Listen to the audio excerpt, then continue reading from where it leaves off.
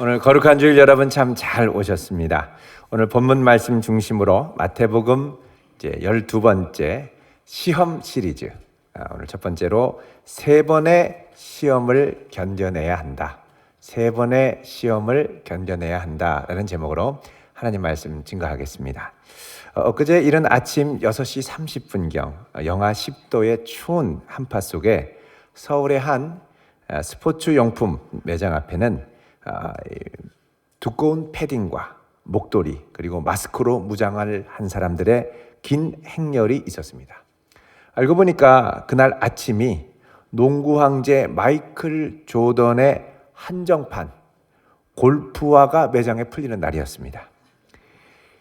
이렇게 풀리는 날, 한정판이니까 그때 가서 사야 제대로 잡을 수 있지. 안 그러면 사기가 아주 어렵다는 것입니다.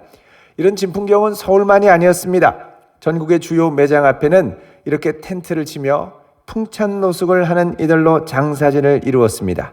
정말이지 이 전투하듯 신반을 사려고 사력을 다하는 모습이었습니다.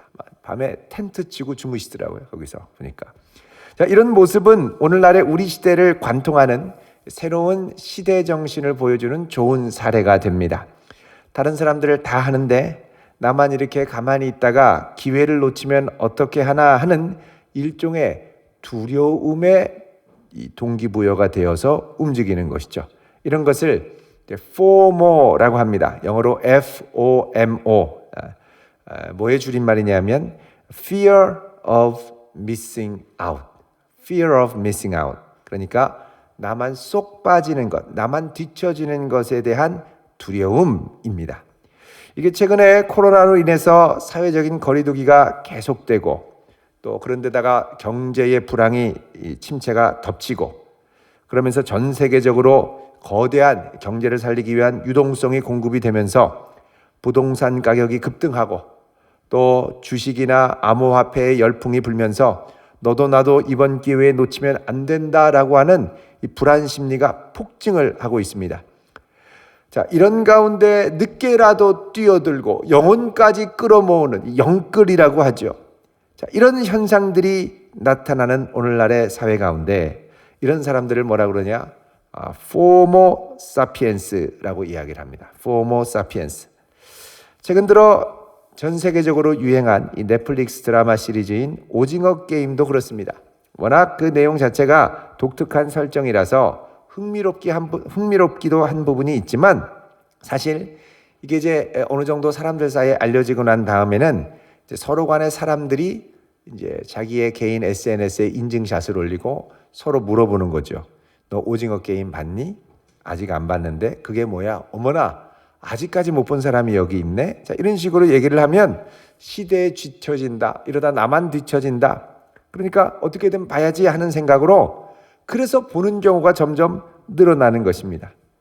자, 이렇게 주변 사람들은 다 하는데 나만 모르고 있고 나만 기회를 놓치고 나만 뒤처지는 것에 대한 이 두려움으로 인해 우리는 충동적으로 그리고 성급하게 움직이기가 쉽습니다.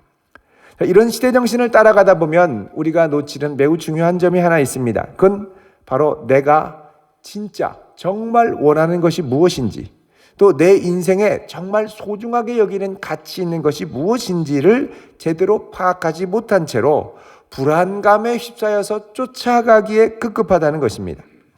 지금 내 눈앞에 보이는 달콤한 제안, 지금 이 기회를 놓치면 정말 후회할 것 같은 이 눈앞의 기회만을 어떻게라도 붙잡으려고 혈안이 되어 있다면 사실 거기에 신경 쓰느라고 이게 정말 나에게 필요한 건지 내가 정말 원하는 것인지를 제대로 생각하지 못하고 다급하게 달려가기만 한다는 것입니다. 사실 이런 것들로 공중의 권세를 잡은 세력들은 시대의 풍조를 만들고 사람들을 이 시대 풍조에 편승하게 해서 미혹을 합니다. 이런 FOMO, 다시 말하면 내가 놓치면 뒤처질까? 이번 기회가 아니면 큰일 나겠다 하는 이런 두려움의 마음은 사탄이 제일 처음에 인류를 타락할 때 이용했던 심리이기도 합니다. 에덴 동산에서 뱀은 하와에게 선악과는 내가 먹기만 하면 하나님처럼 될 건데 너 지금 이 기회 놓치면 큰일 날 것 같다. 이렇게 부추기죠. 결국 그렇게 미혹을 당하면 한번 생각을 해봐야죠. 잠 기다려봐. 너는 그런 얘기인데 내가 하나님께 한번 좀 물어보고 올게. 라든지 그래 한번 기도라도 해보자. 이러면 좋은데 그 말을 듣고 이게 큰일 날 것 같고 우와 대단할 것 같으니까 자꾸 보다 보니까 보암직도 하고 먹음직도 하고 탐스럽고 그래서 결국은 따먹지 않았겠습니까? 그러니까 이런 다급한 마음으로 결국 인류가 큰 재앙에 빠지고 말았습니다. 자, 이렇게 했던 마귀가 이제는 예수님께서 신약시대의 예수님께서 부르심을 받고 본격적인 공생애를 시작하시려고 할 때 그 예수님을 시험하려고 접근합니다. 자, 이 마귀의 시험을 보면 한 번 시험한 게 아니라 3번에 걸쳐서 시험을 하죠. 자, 첫 번째 시험의 내용은 무엇입니까? 40일을 금식하신 예수님께 와서 지금이 굶주림을 해결할 수 있는 절호의 기회니까 이 돌들로 떡덩이가 되게 하라라는 것입니다. 돌들로 떡덩이가 되게 하라. 두 번째는 이 예수님을 높은 성전 꼭대기에 세우고 만약에 내가 하나님의 아들이라면 뛰어내려라. 천사들이 너를 붙들어주는 놀라운 역사를 보자라는 것입니다. 셋째는 지극히 높은 산으로 올라가서 천하 만국과 영광을 보여주면서 나에게 경배하면 모든 걸 다 주겠다라고 약속을 하죠. 그러면 예수님은 절만하면 십자가를 지지 않으셔도 됩니다. 얼마나 달콤하고 좋은 제안입니까? 그러나 딱 한 가지 조건. 하나님의 영광이 아니라 자신의 편안함을 위하여 하나님을 숭배하는 게 아니라 경배하는 게 아니라 사탄을 경배하라고 합니다. 십계명의 제1계명을 정면으로 어기는 거죠. 사탄은 예수님을 시험에 빠뜨리게 하기 위해서 3번에 걸쳐서 시험을 합니다. 그러면서 하는 말이 하나님의 아들이면 이 정도는 해야지 라고 하면서 분위기를 조성하는 거예요. 그러면서 마귀가 이 아담과 하와를 시험하는데 여러분 참 특이하게 이 뱀이 처음에 하와를 미혹할 때도 3번에 걸쳐서 말을 해서 미혹해서 넘어뜨립니다. 3번에 걸쳐서. 자, 한번 보겠습니다. 창세기 3장에 1절에 보면 창세기 3장 1절 뱀이 여자에게 묻습니다. 중반에 보면 하나님이 참으로 너희에게 동산 모든 나무의 열매를 먹지 말라 하시더냐 그러죠. 자, 처음 질문부터 잘못됐습니다. 처음 질문은 하나님이 모든 나무의 열매를 먹지 말라 하시더냐가 아니라 원래 정확하게 하려면 하나님은 왜 모든 나무를 먹게 하시면서 이 선악과를 먹지 말게 하셨어? 라고 묻는 거죠. 아니면 왜 너는 선악과를 못 먹느냐? 이렇게 물어봐야 됩니다. 왜냐면 하나님이 2장 16절에 보면 분명히 말씀하셨거든요. 너 동산 각종 나무의 열매는 내가 임의로 먹어라. 자, 임의로 먹으라는 건 자유롭게 먹어라. 영어 성경에 보면 freely 이렇게 되어 있습니다. 자유롭게 먹어라. 분명히 자유롭게 먹으라고 그랬는데 사탄이 처음부터 와서 왜 아무것도 못 먹게 하냐? 라는 식으로 물어보니까 처음 접근부터 삐딱한 시선으로 보게 합니다. 그 다음에 두 번째 질문은 뭡니까? 4절에 결코 죽지 아니하리라. 뱀의 유혹 두 번째 질문이 아니라 두 번째 말. 결코 죽지 아니하리라. 이거 먹으면 하나님이 2장 17절에 반드시 죽으리라고 그랬죠. 반드시 죽으리라. 근데 이 뱀이 안 죽는다는 거예요. 딱 말을 비틀고. 그 다음 세 번째 말은 뭐냐? 5절에 죽지 않을 뿐만 아니라 도리어 이거 먹는 날에는 너희 눈이 밝아져서 하나님처럼 돼서 선악을 알게 될 줄 하나님이 아신다. 그러죠. 그러니까 이 뱀이 이게 세 번째 선악을 알게 돼서 하나님처럼 된다. 여러분 이게 예수님을 미혹할 때 나에게 경배하면 온 천하를 줄게와 맞먹는 엄청난 유혹입니다. 자, 여기에 이제 세 번째 마침내 이 하와는 넘어가게 되죠.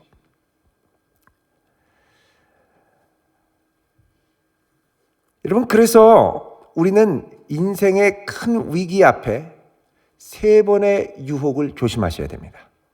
한 번만 와서 우리를 흔드는 게 아니라 한 번 흔들고 그 다음에 조금 더 노골적으로 흔들고 세 번째는 큰 빅딜 아주 좋은 제안을 하면서 우리를 흔들게 되죠. 그래서 여러분 항상 이 3번의 씨름을 할 각오를 해야 됩니다. 뭔가 유혹과 시험이 다가올 때 한 번으로 끝나는 게 아니라 이게 계속 오기 때문에 우리도 집요하게 2번, 3번씩 반격하고 싸울 준비를 해야죠.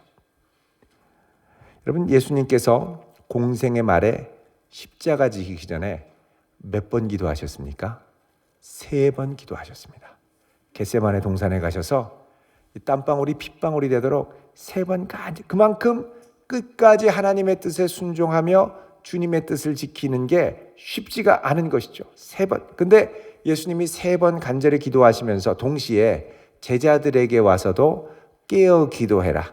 시험에 들지 않게 깨어 기도하라고 몇 번 얘기하셨습니까? 3번 얘기하셨습니다. 예수님은 계속 가서 기도하셔서 마침내 십자가를 지는 곳까지 담대하게 믿음으로 나아가 순종하셨고, 제자들은 그렇게 깨어 기도하라고 하는데 이 3번의 권고를 무시했다가 예수님이 잡히실 때 뿔뿔이 흩어지고 말았습니다. 예수님 말씀하셨습니다. 너 마음은 원이지만 육신이 약하다는 거예요. 그래서 우리는 이 시험의 때에 말씀으로 바른 중심을 잡고 그리고 가서 계속해서 아버지 하나님 끝까지 순종할 수 있는 힘을 주십시오. 기도하셔야 할 줄로 믿습니다. 이게 없으면 버틸 기준도 없고 힘도 없고 무너집니다. 첫 번째는 상식적으로 버틸 수 있죠. 2번째는 아무리 생각해도 아닌 것 같으면 마음이 좀 흔들리지만 버틸 수 있습니다. 근데 3번째, 내가 진리를 붙들지 않고 상식적인 선에서 무엇인가를 붙들면 3번째 나오는 제한은 워낙 큰 거기 때문에 나도 많이 떨리고 흔들려서 결국은 무너지게 되죠. 여러분, 베드로 기도하라고 그랬는데 계속 졸다가 예수님 붙잡히니까 화들짝 놀라서 도망갔다가 그래도 이러면 안 되지 하고 예수님을 뒤쫓아갔죠. 뒤쫓아갔다가 결국 여종들을 만나서 예수님을 부인하는데 몇 번 부인합니까? 여기도 3번입니다. 계속 지금 3번째 넘어져요. 첫 번째, 2번째가 아니라 꼭 3번째 넘어가요. 그러니까 사람이 해봐도 몇 판 한다고 그래요? 3판 한다고 그래요. 3번째는요, 첫 번째 타격에다가 2번째 타격이 더해지고 3번째 타격까지 더해져서 무너지는 거죠. 자, 베드로도 보십시오. 자, 우리 마태복음 26장 한번 보겠습니다. 마태복음 26장 69절에 보면, 자, 베드로가 예수님 잡혀가신 곳에 몰래 쫓아갑니다. 베드로가 바깥들에 앉았더니 한 여종이 나와 이르되 너도 갈릴리 사람 예수와 함께 있었도다. 베드로 알아본 거죠. 그때 베드로가 모든 사람 앞에서 부인하면서 나는 내가 무슨 말을 하는지 알지 못하겠노라. 오늘날로 하면 뭐래? 이러고 이제 무시하고 가는 거죠. 근데 26장 71절에 가면 이제 앞문에 또 나아갔더니 또 다른 여종이 보면서 나사렛 예수와 함께 있던 사람인데 라고 얘기를 하죠. 그자 72절에 베드로가 어떻게 하죠? 이번에는 맹세하고 부인합니다. 처음에는 부인만 했는데 2번째는 뭐예요? 맹세하고 부인합니다. 내가 하늘에 맹세하는데 내가 만약에 같이 있었으면 손에 장을 지지겠다. 그리고 이제 맹세를 하는 거죠. 맹세. 나는 이 사람을 알지 못하노라. 그런데 조금 있다가 73절에 조금 후에 곁에 있던 사람들이 나와 베드로한테 말합니다. 너 진짜 그 도당, 너 진짜 나사렛 도당이구나. 너 진짜 예수님 따라다녔잖아. 라고 하면서 뭐라 그러냐? 내 말소리가 너를 표명한다. 그러니까 그 사이에 말하는 걸 분석한 거죠. 무슨 말을 하나? 분석한 거예요. 딱 봤더니 이 사람의 말투가 예루살렘 말씨가 아닌 거예요. 오늘날로 하면 서울 말씨가 아닌 거예요. 서울 말씨. 너가 그랬잖아. 아니야. 뭐 이래야 되는데 베드로가 아니요. 이런 거죠. 그때 자기도 모르게 충청도 사투리가 툭 튀어나오니까 이제 갈릴리 사투리가 툭 튀어나온 거예요.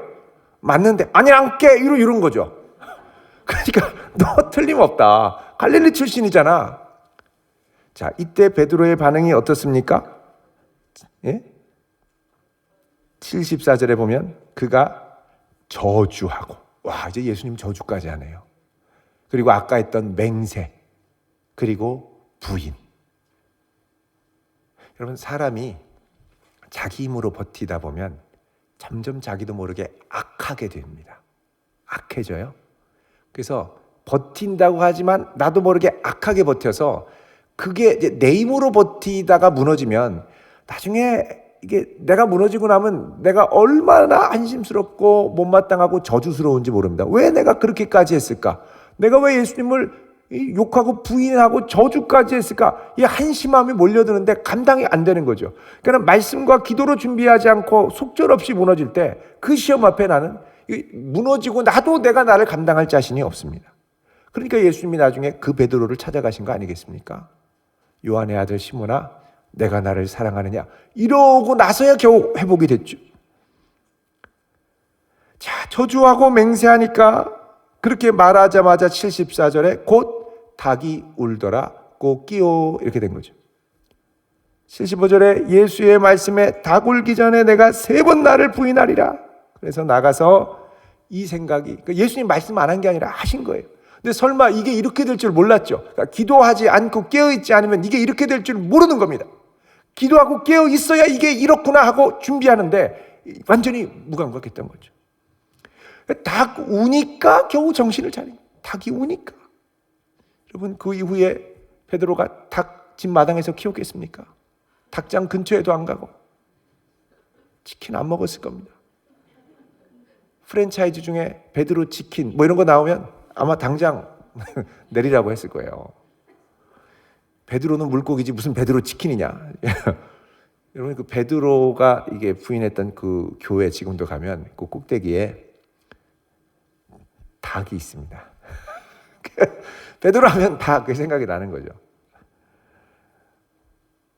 여러분, 이런 거 보면 사탄은 우리를 무너뜨릴 때 절대 한 방에 무너뜨리지 않습니다. 한 방에 흡각이 안 합니다. 2번, 3번에 걸쳐서 공격을 하죠. 내가 두려워하는 그것을 건드리고 자극하고 3번에 걸쳐서 집요하게 오죠. 그래서 우리가 이때 시험에 들지 않게 깨어 기도해야 됩니다. 올 한 해를 지나며 우리가 말씀과 기도에 특별히 1, 2월에 집중하는 이유가 있습니다. 이때 이거 잡아야 한 해를 넉넉히 살아갈 수 있기 때문입니다.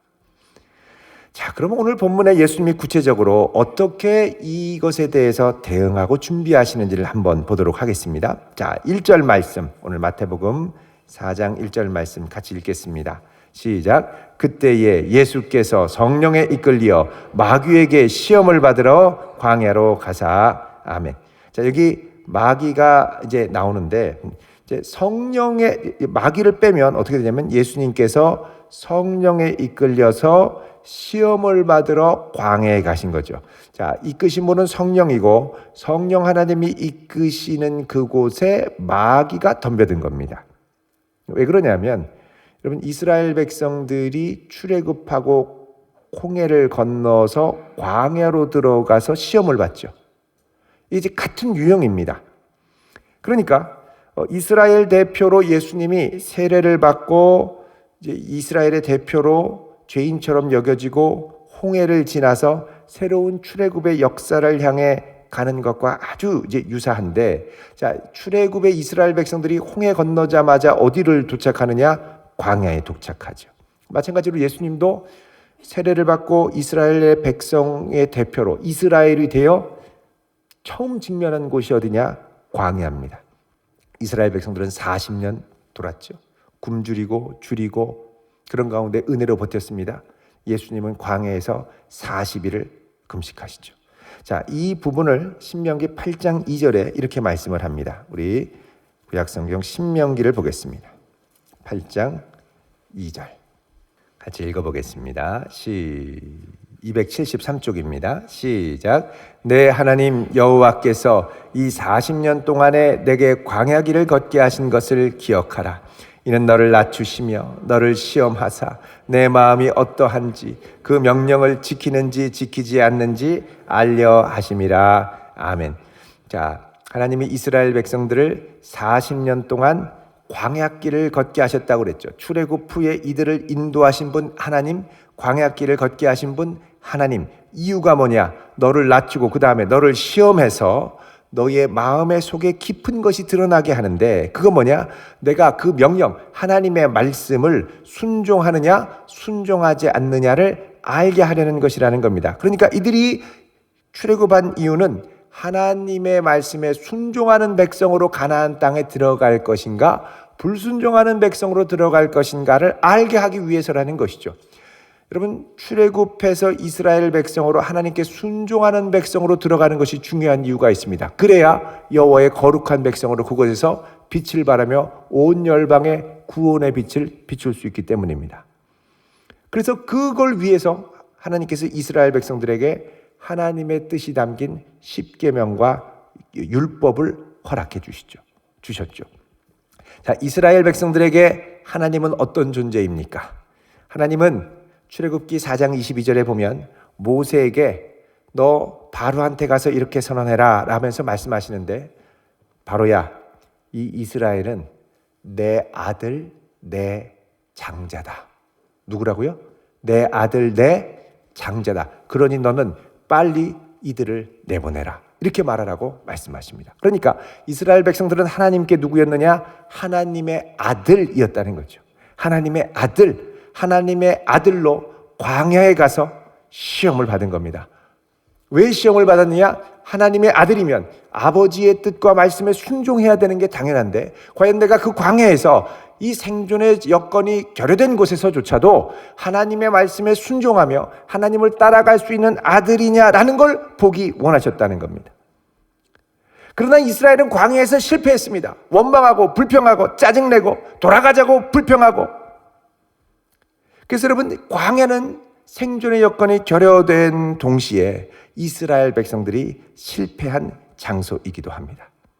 이스라엘은 먹을 것, 마실 물 때문에 불평했고 하나님을 시험했고, 또 약속의 땅 가나안 들어가기 전에 하나님께서 모세를 부르셔서 거룩한 백성으로 들어가라고 십계명 율법을 주려고 할 때 이스라엘 백성들은 그 밑에서 뭐 했습니까? 금송아지 만들고 주 너의 하나님만 섬기라고 했던 그 현장에서 금송아지를 섬겨서 이 금송아지의 힘을 빌어 가나안 땅의 부귀영화를 누리려고 했죠.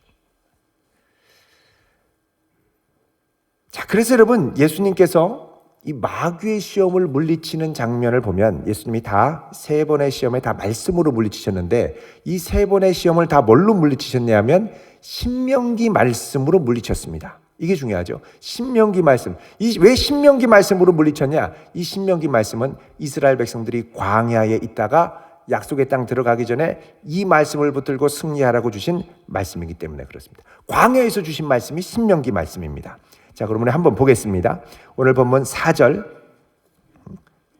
4절 보시면 예수께서 대답하여 이르시되 기록되었으되. 자, 신명기에 기록된 겁니다. 그 다음에 읽습니다. 시작. 사람이 떡으로만 살 것이 아니요 하나님의 입으로부터 나오는 모든 말씀으로 살 것이라 하였느니라 하시니 아멘. 자, 기억에 사람이 떡으로만 살 것이 아니다. 여기 이 가로 나눠주 밑에 보면 신명기 몇 장으로 되어 있습니까? 8장 3절. 여러분, 8장 3절, 우리 아까 8장 2절 읽었는데요. 다시 가셔서 보시면 8장 2절에 우리 아까 읽었습니다. 내 하나님 여호와께서 40년 동안 광야길을 걷게 하신 것을 기억해라. 이건 너를 낮추고 시험해서 내가 과연 순종하는 아들인지 아닌지를 알게 하려 함인데, 3절에 보면 너를 낮추시고 줄이게 하시고 너도 알지 못하던 조상들도 알지 못하던 만나를 먹이신 것은 사람이 떡으로만 사는 것이 아니라 하나님의 입에서, 여호와의 입에서 나오는 모든 말씀으로 사는 줄을 내가 알게 하려 하심이니라 그러죠. 그러니까 이제부터 너는 하나님의 말씀으로 살아야 되고 하나님의 말씀으로 살아가야 된다는 건 그 말씀에 순종하는 백성으로 살아가야 한다는 것입니다. 그래서 내가 과연 순종하는 백성인지 아닌지를 알게 하기 위해서 광야를 지나게 하시고, 이 광야에서 너희에게 사람이 고민하는 그 떡의 문제를 일반적인 방식이 아니라 하늘에서 만나를 내려줘서 먹이셨다라는 건 떡만 갖고 사는 게 아니라 아버지 하나님께 순종할 때 하늘에서 주시는 떡으로 산다라는 걸 깨닫게 하기 위해서라는 말씀을 하시는 겁니다. 또 그 다음에 두 번째로 예수님이 마귀의 시험을 물리칠 때 두 번째로 하셨던 말씀이 있죠. 여기 보시면 7절에 또 기록되었으되 주 너의 하나님을 시험하지 말라. 이게 출애굽기 17장에 보면 마사에 물이 없어서 하나님을 시험하는 장면이 나오죠. 그렇게 순종하지 않고 시험할 게 아니다. 여러분, 하나님께서 물을 주셔야 물을 먹는 건데 내가 너희들을 위해 물을 내려! 그리고 바위를 치면 안 되죠. 내 능력과 힘으로 월권해서는 안 됩니다. 하나님의 뜻만이 온전히 드러나게 해야 됩니다. 그런데 하나님을 이스라엘 백성들 시험할 거예요. 어떻게 시험했냐? 하나님이 우리 기도에 들어주셔 안 들어주셔 이걸 시험하는 거죠. 순종해야 될 자가 과연 하나님이 내 뜻대로 컨트롤 될까? 이거를 다시 시험하려고 하는 거죠. 그래서 너 시험하면 안 된다. 무엇으로? 광야에 있었던 그 신명기 말씀으로 물리치신 겁니다. 자, 그 다음에 10절에 보면 이제 세 번째 시험을 물리칩니다. 여기 보면 이에 예수께서 말씀하시되 사탄아 물러가라 기록되었으되 주 너의 하나님을 경배하고 다만 그를 섬기라 하였느니라. 자, 여기 또 나나주가 나옵니다. 여기는 뭐가 나오죠? 신명기 6장 13절입니다. 자, 신명기 6장 13절. 다만 주 너의 하나님께 경배하고 그를 섬겨라. 이스라엘 백성들은 광야에 있었지만 하나님만 섬긴 게 아니라 금송아지도 섬기고 다른 우상들을 따라가기도 했습니다. 안 된다는 거죠. 자, 많은 말씀들이 성경에 있습니다만 예수님은 마귀의 시험을 모두 신명기 말씀으로 물리쳤습니다. 그거는 뭐냐? 예수님께서 승리해야 할 자리가 어딘지를 보여주시는 겁니다. 그것은 이스라엘이 실패한 광야에서 하나님의 말씀으로 승리해야 한다는 것이죠. 자, 이렇게 하나님의 말씀으로 승리하면 하나님께서 이 모든 것을 더해주고 붙들어 주시는 것을 경험할 수 있다는 겁니다. 자, 오늘 말씀 마태복음 4장 11절에 보면 자, 말씀으로 3번 물리치고 나니까 11절에 뭐라 그럽니까? 이에 마귀는 예수를 떠나고 누가 와요? 천사들이 나와서 수종드니라. 자, 수종든다는 건 그냥 단순히 그냥 옆에서 도와주고 심부름한다는 것을 넘어서 시종과 같이 예수님에게 필요한 음식도 제공하고 예수님에게 필요한 쉼터도 제공하고 모든 것을 도와준다는 겁니다. 그래서 예수님이 40일 금식 후에는 아마도 천사들이 어떤 음식을 가져다 줬는지 모르지만 천사들이 가져다 준 음식으로 수종들 때 그 음식을 통해 기운을 차렸을 것으로 우리가 이해할 수가 있습니다. 마가복음을 보면 이 예수님이 하나님께 온전히 순종하고 광야에서 온전히 순종하고 하나님의 뜻에 이 완전하게 순종한 모습을 뭘로 그리냐면 아담이 하나님의 말씀에 실패한 것을 온전히 순종한 회복한 아담, 회복한 에덴 동산의 아담으로 표현을 하고 있습니다. 마가복음 1장 13절 보시면 광야에서 40일을 계시면서 사탄에게 시험을 받으시며 들짐승과 함께 계시니 천사들이 수종들더라 그러죠. 자, 여기 특이한 표현은 들짐승과 함께 계신다는 겁니다. 왜 들짐승과 함께 계실까? 들짐승은 사람을 위협하고 또 겁박하고 해치는 짐승들인데 이거는 들짐승들과 함께 이 광야에 예수 그리스도께서 온전한 순종으로 에덴 동산을 회복하시는 제2의 마지막 아담이 되은 것을 보여주는 표현입니다. 그러니까 첫 번째 아담이 하나님의 에덴 동산에서 불순종해서 무너졌다면 두 번째 아담은 온전한 순종을 통해 하나님을 이루어가는 아담이 된 것이죠. 자, 마귀가 떠나가고 천사가 수종을 듭니다. 그러니까 하나님이 다 채워줬습니다. 만약에 마귀의 말대로 충동을 받아서 예수님이 진짜 광야에 널린 돌들을 다 떡으로 만들었다. 물론 충분히 하실 수 있었죠. 근데 왜 예수님이 이것을 거부하셨을까요? 하실 수 있는데 그거는 뭐냐면 지금 예수님이 자신이 온 것 그리고 자신이 해야 될 사명은 내 뜻과 욕심을 위해서 내게 주어진 권한을 과하게 남용하는 것이 아니라 마치 모세가 화딱지가 나가지고 바위를 쳐가지고 물을 내는 것처럼 과하게 사용하는 것이 아니라 자신의 권한과 힘과 모든 것을 온전히 아버지께서 기뻐하고 원하시는 대로 이루어드리기 위해서 오신 것을 보여주기 위해서입니다. 그래서 여러분, 진정한 하나님의 아들은 누구냐? 아버지의 뜻을 온전히 순종하는 아들입니다.